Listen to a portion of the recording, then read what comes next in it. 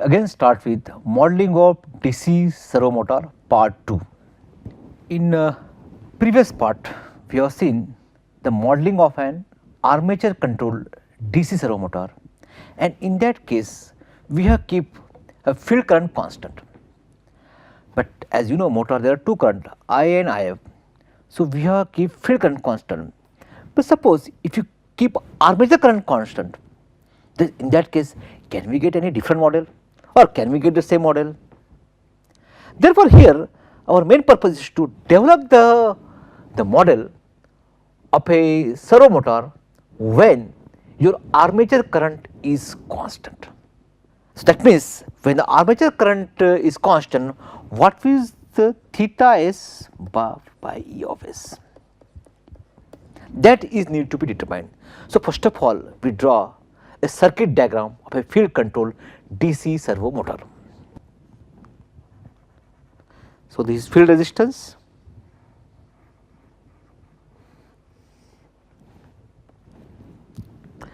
this is LF, there is RF, then here is the applied voltage EF, and here is the armature part, and here current flowing is I, that need to be constant, and here we got torque TMT, motor torque. This, as I told, EF is for development of the flux, RF is a field resistance, LF is field inductance. Then this torque is produced, it has to drive, or the motor has to drive against the moment of inertia and the friction. Therefore, here is showing J and B. J is the moment of inertia and B is the friction. Here current flowing here IF. So, this is a circuit diagram of a field controlled DC servo motor. Now, we have to determine theta s, that is theta, here theta s by Es. So, how to get it? Here we have to develop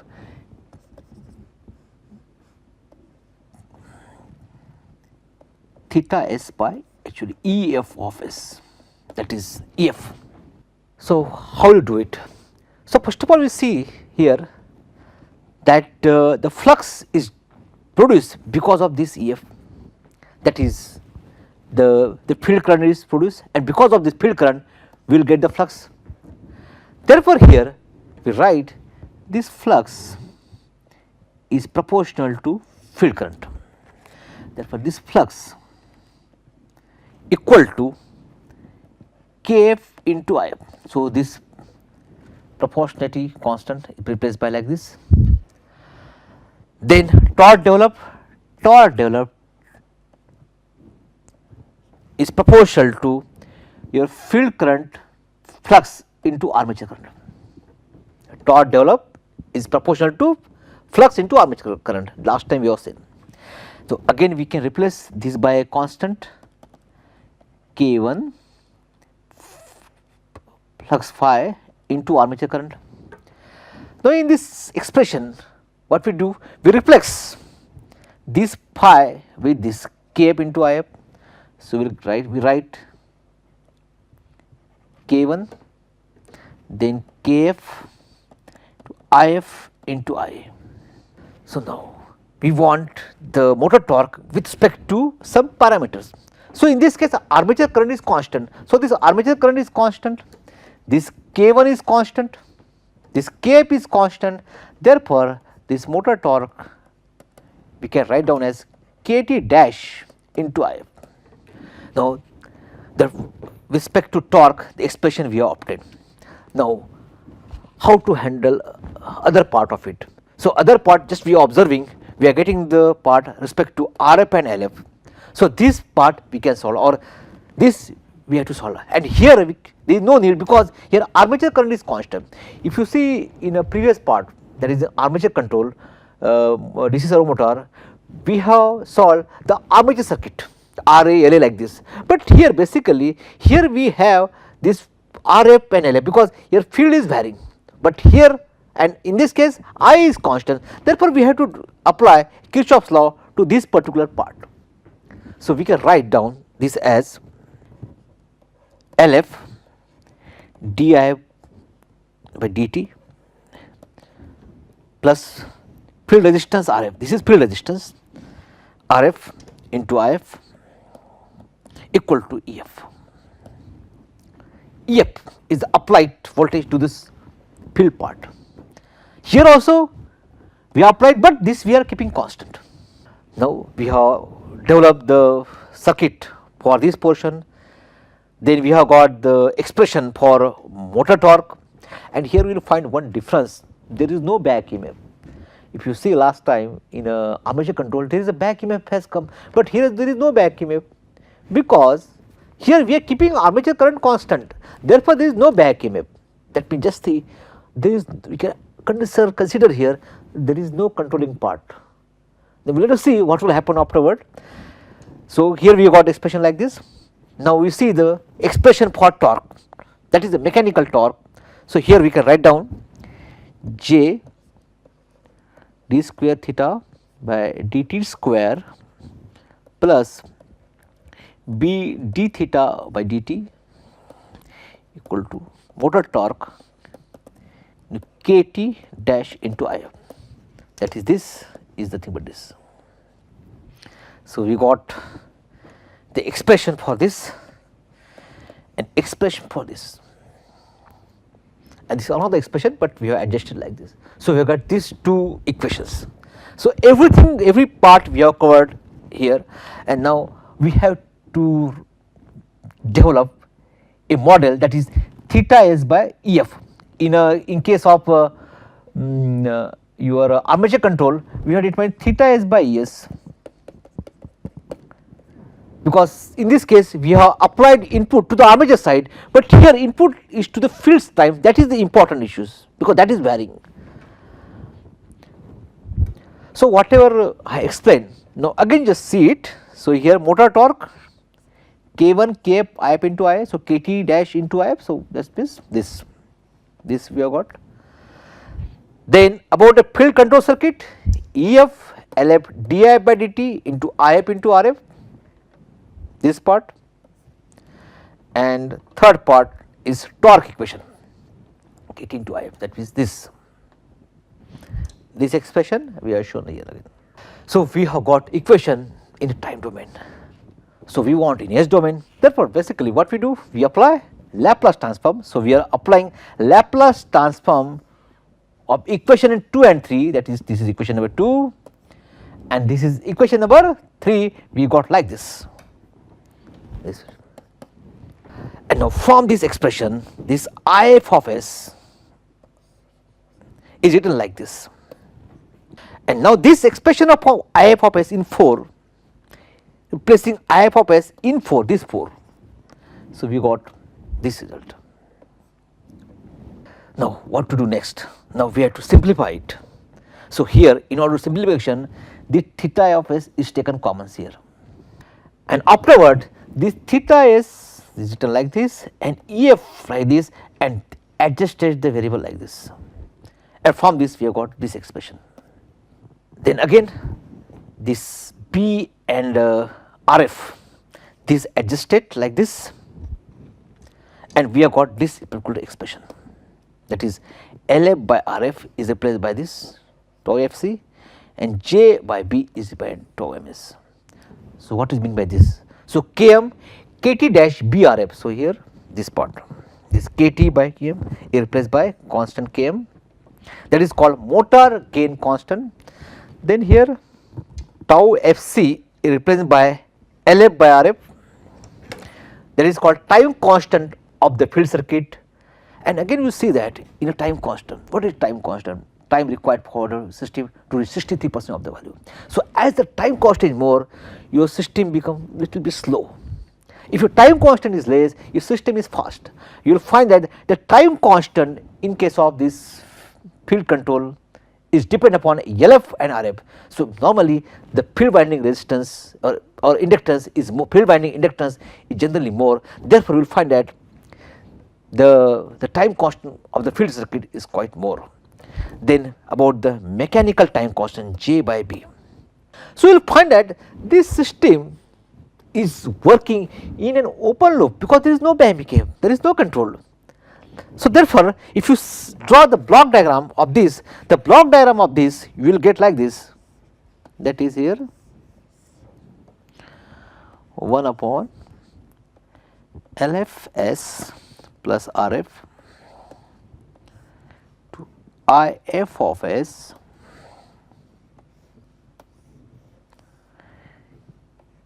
KT dash divided by S Js plus B into theta of S,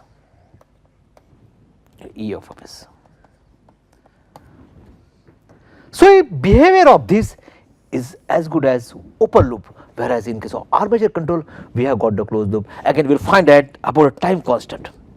Now we just see the difference between the armature control DC servo motor and field control DC servo motor. The first point, the transfer function model a position control servo motor can be reduced to second order in case of armature control DC servo motor, whereas the model of field control DC servo motor cannot reduce to second order.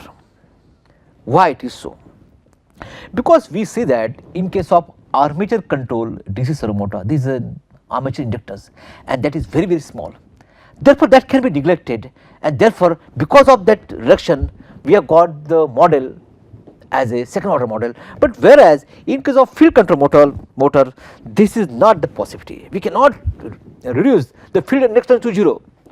Therefore, we can say that the model of an field control motor, particularly position control model, is always be a third order, whereas in case of armature control servo motor we can consider the model as a second order by reducing its inductance. Next, the maintaining a constant armature current, second point, the maintaining a constant armature current IA is more difficult than maintaining the field current IF because of the back EMF of the armature current. Although we got some advantage that we can reduce the model in case of armature, but as far as the armature current is concerned, it is difficult to control because here back EMF plays. As we change the as the speed changes, the armature current changes. So controlling of this back EMF is also very challenging. Therefore, this is one problem is that it is difficult to keep a constant armature current, whereas it is easier to keep a constant field current. So this is the issue or the difference between the armature control and the field control. The third point, the stability of the field circuit is poorer to that of an armature controlled DC servo motor. And stability is very important issue in control engineering. So the stability of state space, these things we will see in the next part. But here it is said that stability of the field circuit is poorer. Why it is so? We will find that system is very simple, there is even no closed loop, but it is said that stability of the field circuit is poorer to that of armature controlled DC servo motor. Why it is so? This we can easily see from the model itself. You will see that the armature control model, it can be reduced to second order, whereas field control model is always a third order. And you know that if all the coefficients are positive in the third order and in the second order, what about the effect of the stability? If you see it, if I am taking one example, 1 upon S plus A, S plus B, let us see K. This is GS, this is it in open loop plant, and now what about a closed loop? We can write down closed loop as 1 plus G of S. So we will find that if you draw the root locus of this, let us say root locus, let us say it is minus A and this is at minus B. So for second order system we will find that, let us say root locus means that locus of root or locus of closed loop characteristic equation when one of the variable or gain k varying from some 0 to maximum value or 0 to infinity, that part you might have studied in a classical control. So, here now I am drawing here the root locus for this ones. What happened? One root locus formed here, this is a pole and there are no zeros, it will start from here, one is going like this, other is going like this, so it is like this. So, for second order system the root locus like this, that is k equal to 0 and here k equals to infinity, here k equals to infinity. So, one root locus start from here, it will move like this, other root locus like this. So, this is an imaginary axis and we see that if the roots are lying on the right side of the S plane, system is always unstable, left hand side system is stable. So, we will find that for the second order system the root locus is like this, that is, and again showing here, that is one is here. So, one is root locus starting from here, this is a breakaway point, other is moving like this, other is moving like this, this is breakaway, same point. You can see the how to read my root locus from any of the book, but for this point expression of root locus is important. So, here we will find that for second order system as we change k 0 to infinity, here k equal to 0 to infinity, the root locus always lies on the left hand side. Therefore, you know, you just see here your armature control motor, okay, is always a first order or even a second, we can say if you say the speed control motor is always a in terms of first order, or in case of the we can say the speed position control it becomes second order.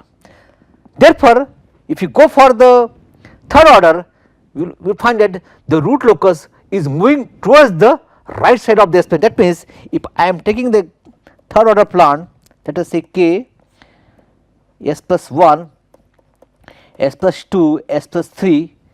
So, I am showing the roots s equal to minus 1, another root s equals to minus 2 and here s equal to minus 3, s equal to minus 2 minus 1, these are 3 roots. So, in this case what will happen, the one root locus in this case if you see the root locus start from pole terminate into 0. So, here the root locus start like this and another is root locus like the real part, and here one root locus from here it will move like this, another move like this. So, we will find that at some value of gain k equals some value, let us say here k equals to infinity, at some value of gain here system become unstable. But in second order system is always stable. So, here as you see that the field system, field control circuit is always a third order, whereas in case of armature control it is a second order. That is why as the order increases stability reduces. Therefore, here we will say that stability of the field circuit is poorer to that of an armature control DC servo motor. Then time constant is higher in the field control DC servo motor in comparison to armature control DC servo motor. We find that the time constant in case of field control DC motor servo motor depends upon LF. Therefore, as LF is normally high, therefore time constant is higher, that part we can say the system is little bit slow. The other point, the field control motor is useful for small size motors and armature control motor is useful for large size motor. It is because you know in case of field control motor it is difficult to control the armature current, and therefore this is not so, therefore this type of design, field control design cannot be useful for high power application, whereas in case of armature control field current can be easily kept constant. Therefore, we can say that armature control servo motor can be useful for high power applications. Now, these are some references. Thank you.